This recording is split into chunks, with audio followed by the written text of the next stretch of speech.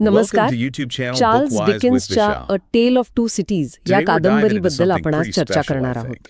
हो नमस्कार. ही कादंबरी म्हणजे लंडन आणि पॅरिस या दोन शहरांच्या पार्श्वभूमीवर फ्रेंच राज्यक्रांतीच्या त्या वादळी काळात घडलेली एक जबरदस्त प्रभावी कथा आहे. अगदी. It was the best of times, it was the worst of times.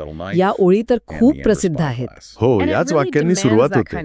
आणि ही कलाकृती त्याग, प्रेम आणि माणसाच्या अस्तित्वाचा जो संघर्ष असतो त्याचं दर्शन घडवते. बरोबर.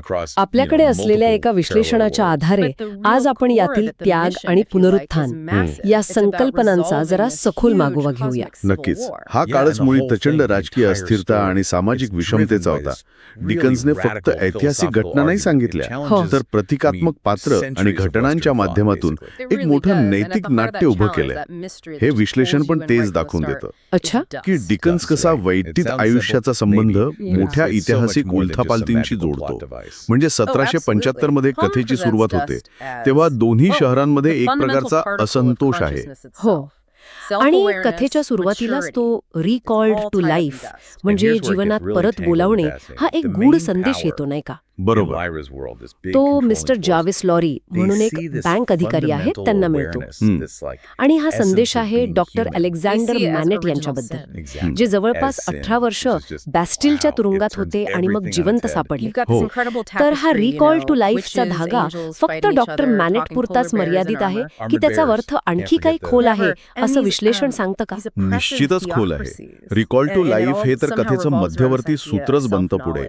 डॉक्टर मॅनेटची सुटका हे फक्त शारीरिक पुनरुत्थान नाहीये, ते नैतिक आणि भावनिक पुनरुत्थानाची शक्यता दर्शवतं. त्यांची जी अवस्था आहे म्हणजे ती त्यावेळच्या शासनाच्या क्रूरतेचं आणि माणसावर काय परिणाम होतो याचं प्रतीक आहे. आणि मग त्यांची मुलगी लुसी, तिचं प्रेम, तिची करुणा हे त्यांच्या त्या भावनिक पुनरुत्थानाचं माध्यम ठरतं. हो.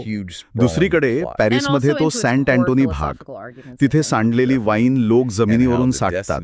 हे दृश्य फक्त गरिबी नाही दाखवत, नाही, काय दाखवतं मग? ते भविष्यातल्या रक्तपाताचं आणि क्रांतीच्या भूकेचं सूचक आहे असं विश्लेषण म्हणतंय. बापरे. आणि इथेच ते डिफार्ज दाम्पत्य पण आहे, क्रांतीचे गुप्त समर्थक. हो, बरोबर. पॅरिसमध्ये मग लॉरी आणि लुसी यांना डॉक्टर मॅनेट सापडतात एका अंधाऱ्या खोलीत. ते तुरुंगात शिकलेलं जोडे बनवण्याचं काम करत असतात. हां, ते स्वतःला जवळपास विसरून गेलेले असतात. हो ना.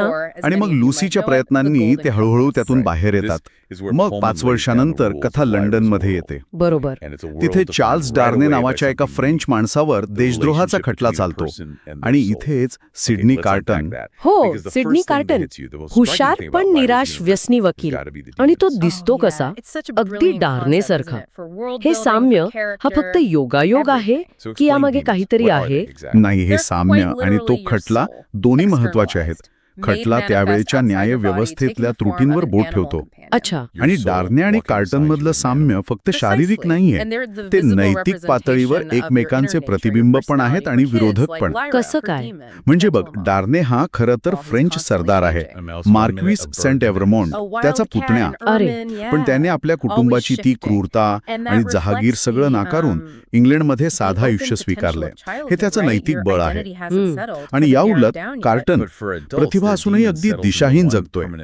हे साम्य पुढे कथेला एक अनपेक्षित वळण देतं.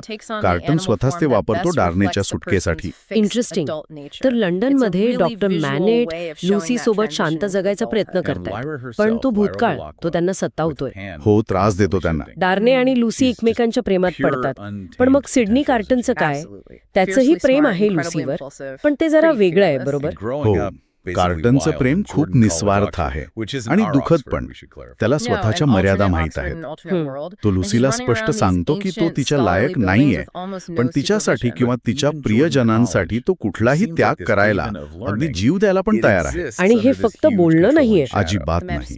हे फक्त एक भावनिक उद्गार नाही, ही त्याच्या भविष्यातल्या कृतीची आणि नैतिक परिवर्तनाची नांदी आहे असं म्हणता येईल. त्याच वेळी फ्रान्समध्ये काय चाललंय? तो डार्नेचा काका मार्क्विस एव्हरेमॉन्ड. हो, तो मार्क्विस एका शेतकऱ्याच्या मुलाला रथाखाली चिरोडतो आणि त्याची किंमत म्हणून एक नाणं फेकून देतो. अमानुष प्रकार. अरे देवा. हा प्रकार क्रांतीची ठिणगी टाकणाऱ्या घटनांपैकी एक ठरतो आणि लवकरच त्या मार्क्विसचा खून पण होतो. म्हणजे लंडनमध्ये शांतता आणि पॅरिसमध्ये असंतोष वाढतच जातोय. बरोबर.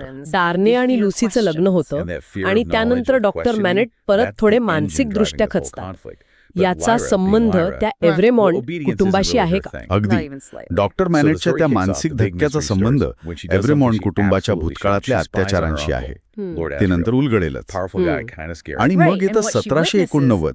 बॅस्टिलचा पाडा होतो आणि क्रांतीचं रौद्र रूप समोर येतं. आणि मॅडम डिफार्ज. मॅडम डिफार्ज यात फक्त सहभागी नाहीये, ती सुडाच्या भावनेनं पेटलेली आहे. मिस्टर डिफार्ज डॉक्टर मॅनेटच्या जुन्या कोठडीत काहीतरी शोधतात जे पुढे महत्वाचं ठरेल. ओके. आणि याच नाजूक वेळी डार्नेला त्याच्या जुन्या सेवकाला वाचवण्यासाठी फ्रान्सला परत जाण्याचा धोकादायक निर्णय घ्यावा लागतो. अरे रे, त्याचा हेतू चांगला आहे. हो, पण तो निर्णय त्याला सरळ मृत्यूच्या दाढेत घेऊन जातो. आणि मग कथा पॅरिसच्या त्या रक्तलांछित वातावरणात प्रवेश करते. गिलोटीन, ते तर दहशतीचं प्रतीक बनतं. हो ना. आणि या सगळ्या हिंसाचारात डॉक्टर मॅनेट, जे कधी काळी बॅस्टिलचे कैदी होते, त्यांना क्रांतिकारकांमध्ये आदर मिळतो. हा केवढा मोठा विरोधाभास. खरंय. ज्या व्यवस्थेने त्यांना चिरडलं त्याच क्रांतीत त्यांना मान मिळतोय. पण क्रांतीनं स्वातंत्र्य, समता, बंधुता ऐवजी मोठ्या प्रमाणावर हिंसा आणलीय. डॉक्टर मॅनेट डार्नेला वाचवण्यासाठी आपल्या प्रतिष्ठेचा वापर करतात. पण दुसरीकडे मॅडम डिफार्ज आहे, ती तिच्या सुतकामामधून लोकांच्या मृत्यूची यादी बनवतेय म्हणे. हो, तिचं ते सुतकाम म्हणजे जणू नियतीचा खेळच आहे. तिचा राग एवढा तीव्र का आहे? फक्त राजकीय नाहीये का? नाही, अजिबात नाही. तिचा राग अत्यंत वैयक्तिक आहे. तिचा कुटुंबावर एव्हरेमॉन्ड बंधूंनी अत्याचार केलेले असतात. तिचा संपूर्ण वंश नष्ट झालेला असतो. त्यामुळे तिचा सूड अधिक क्रूर आणि व्यापक आहे. ती फक्त डार्नेला नाही तर त्याच्या संपूर्ण कुटुंबाला संपवायला बघतीये. डार्नेवर खटला चालतो आणि डॉक्टर मॅनेटच्या साक्षीमुळे तो सुटतो सुद्धा एकदाचा. हो, पण तो दिलासा फक्त क्षणभर टिकतो. त्याच रात्री त्याला पुन्हा अटक होते आणि यावेळी आरोप करणारे कोण? डिफार्ज दाम्पत्य आणि एक अनपेक्षित तिसरी व्यक्ती. कोण असेल ही व्यक्ती? ही पुन्हा अटक म्हणजे क्रांतीच्या न्यायातली अनिश्चितता आणि मॅडम डिफार्जच्या निर्दयतेचा कळस आहे. तिसरी व्यक्ती कोण हा प्रश्न कथेचा तणाव अगदी शिगेला पोचवतो. आणि मग सत्य समोर येतं. हो, आणि ते धक्कादायक आणि दुःखद आहे. ती तिसरी व्यक्ती म्हणजे दुसरे कोणी नाही तर स्वतः डॉक्टर मॅनेट. काय? अहो, पण कसं? म्हणजे असं की त्यांनी बॅस्टिलमध्ये असताना लिहिलेलं आणि लपवून ठेवलेलं एक पत्र डिफार्जला सापडलेलं असतं. अरे देवा, म्हणजे डॉक्टर मॅनेटनी लिहिलेलं पत्रच त्यांच्या जावयाच्या विरोधात वापरलं गेलं. हेच तर त्या कथेचं दुःखद वास्तव आहे. त्या पत्रात डॉक्टर मॅनेटनी एव्हरेमॉन्ड बंधूंनी एका शेतकरी कुटुंबावर केलेल्या अत्याचाराचं वर्णन केलेलं असतं आणि स्वतःला कशी अटक झाली हेही लिहिलेलं असतं. आणि त्यात त्याने संपूर्ण एव्हरेमॉन्ड वंशाला शाप दिलेला असतो. हे पत्र जेव्हा कोर्टात वाचून दाखवतात तेव्हा जमाव संतप्त होतो आणि डार्नेला मृत्यूदंडाची शिक्षा सुनावली जाते. बापरे, हा धक्का डॉक्टर मॅनेट सहन करू शकत नाही. हो, ते पुन्हा मानसिक संतुलन गमावतात. आता सगळी आशा फक्त एकाच व्यक्तीवर आहे, सिडनी कार्टन. सिडनी कार्टन, जो आतापर्यंत इतका मागे होता, तो एकदम केंद्रस्थानी येतो. आणि तो आता पूर्वीचा निराश कार्टन नाहीये. तो एक योजना आखतो. हो, कार्टनचं हे परिवर्तन म्हणजे विलक्षण आहे. लुसीवरचं त्याचं ते निस्वार्थ प्रेम आणि तिला दिलेलं वचन त्याला एक नवा उद्देश देतं. तो आता फक्त स्वतःसाठी जगत नाहीये. तो मिस्टर लॉरीला भेटतो. लुसी, तिचं बाळ आणि डॉक्टर मॅनेट यांना पॅरिसमधनं सुरक्षित बाहेर कसं काढायचं याची योजना सांगतो. त्याला हे कळतं का की मॅडम डिफार्जचा डोळा लुसी आणि तिच्या मुलावर पण आहे? हो, त्याला तेही कळतं. ते मॅडम डिफार्ज फक्त डार्नेवर थांबणार नाहीये. तरीही तो शांतपणे पण अगदी दृढ निश्चयानं आपल्या योजनेवर काम करतो. बायबलमधलं ते वचन आठवतं का? मी पुनरुत्थान आणि जीवन आहे. ते वचन त्याला स्वतःच्या कृतीचा अर्थ समजावून सांगतं. हे त्याचं खरं नैतिक पुनरुत्थान आहे. तो तुरुंगात डार्नेला भेटतो. त्यांच्या दिसण्यातलं साम्य, त्याचा उपयोग करून ते कपड्यांची अदलाबदल करतात. कार्टन डार्नेला बेशुद्ध करतो आणि त्याला बाहेर पाठवतो. स्वतः डार्ने म्हणून मृत्यूला सामोरे जायला थांबतो. ही अदलाबदल हाच कथेचा परमोच्च बिंदू म्हणायचा का? नक्कीच. जे शारीरिक साम्य सुरुवातीला फक्त एक योगायोग वाटला होता, ते आता त्यागाचं आणि मुक्तीचं साधन बनतं. त्याने डानेला बेशुद्ध का केलं? कारण त्याला माहीत होतं की डारने स्वतःच्या जागी दुसऱ्याला मरू देणार नाही. कार्टनची ही कृती म्हणजे निव्वळ निस्वार्थ त्यागाचं उदाहरण आहे. त्याने स्वतःच्या निरर्थक वाटणाऱ्या जीवनाला एका उदात्त मृत्यूने अर्थ दिला आहे. आणि त्याच वेळी बाहेर काय घडतं? मॅडम डिफार्ज लुसीला पकडायला येते. पण तिची गाठ पडते मिस प्रॉसची. मिस प्रॉस, लुसीची ती निष्ठावान सेविका. हो, ती कुटुंबाला पळून जायला वेळ मिळावा म्हणून मागे थांबलेली असते. मॅडम डिफार्ज आणि तिच्यात झटापट होते, ज्यात मॅडम डिफार्जचा मृत्यू होतो. पण या संघर्षात मिस प्रॉस कायमची बहिरी होते. हा संघर्ष म्हणजे एका बाजूला सुडाची आंधळी भावना आणि दुसऱ्या बाजूला संरक्षणाची निष्ठा यांच्यातला लढा आहे. मिस प्रॉसचा त्याग हा कार्टनच्या महात्यागाचा एक छोटा पण महत्वाचा पैलू आहे. तिची निष्ठा सुडावर विजय मिळवते. आणि मग सिडनी कार्टन तो शांतपणे गिलोटीनकडे जातो. हो.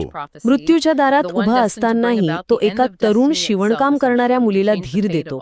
आणि त्याचे शेवटचे विचार ते खूप महत्वाचे आहेत, नाही का? मी आज जे करत आहे ते मी आतापर्यंत केलेल्या कोणत्याही गोष्टीपेक्षा खूप खूप चांगले आहे. अगदी.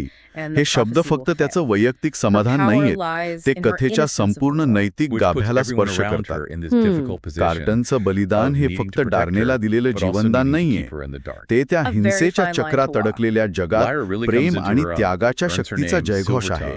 बरोबर. त्याच्या मृत्यूमुळे गिलोटीन, जे दहशतीचं प्रतीक होतं, ते क्षणभरासाठी त्यागाच्या वेदीत रूपांतरित होतं. रिकॉल टू लाईफ ही संकल्पना डॉक्टर मॅनेटच्या शारीरिक सुटकेपासून सुरू होऊन कार्टनच्या आत्मिक आणि नैतिक पुनरुत्थानापर्यंत पोहोचते. त्याचं जीवन जरी वाया गेलं असं वाटलं तरी त्याचा मृत्यू अत्यंत अर्थपूर्ण ठरतो. तर या सगळ्या विश्लेषणातून आपण काय शिकतो? त्याग आणि पुनरुत्थान हे फक्त कथेचे विषय नाहीयेत, तर ते मानवी अस्तित्वाचे अविभाज्य भाग आहेत, असं म्हणता येईल का? नक्कीच. हे विश्लेषण अगदी स्पष्ट करतं की डिकिन्ससाठी पुनरुत्थान म्हणजे फक्त शारीरिक परत येणं नाहीये, तर नैतिक आणि भावनिक पातळीवर नव्याने जीवन मिळवणं आहे. जसं डॉक्टर मॅनेट आणि विशेषतः कार्टनच्या बाबतीत घडतं. त्याग हाच मुक्तीचा मार्ग आहे हे कार्टनच्या कृतीतून दिसतं.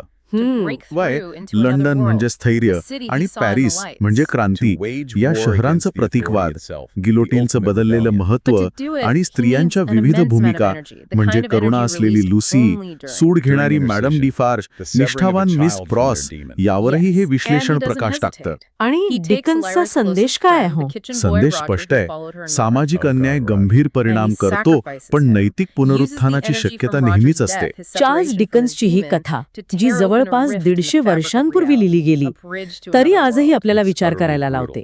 तिची पात्र, घटना आजही तितक्याच प्रभावी वाटतात. अगदी. आणि जाता जाता ऐकणाऱ्यांसाठी एक विचार सोडून जातो. आजच्या जगात जिथे अनेक ठिकाणी संघर्ष आणि सुळाचं चक्र सुरू असलेलं दिसतं, तिथे सिडनी कार्टन सारख्या व्यक्तीच्या निस्वार्थ त्यागातून सामूहिक त्रासातून मुक्ती मिळण्याची कल्पना किती प्रासंगिक वाटते. खरंय. एका व्यक्तीचं बलिदान इतरांसाठी आशेचं किरण कसं बनू शकतं यावर विचार करायला ही कथा आपल्याला नक्कीच प्रवृत्त करते.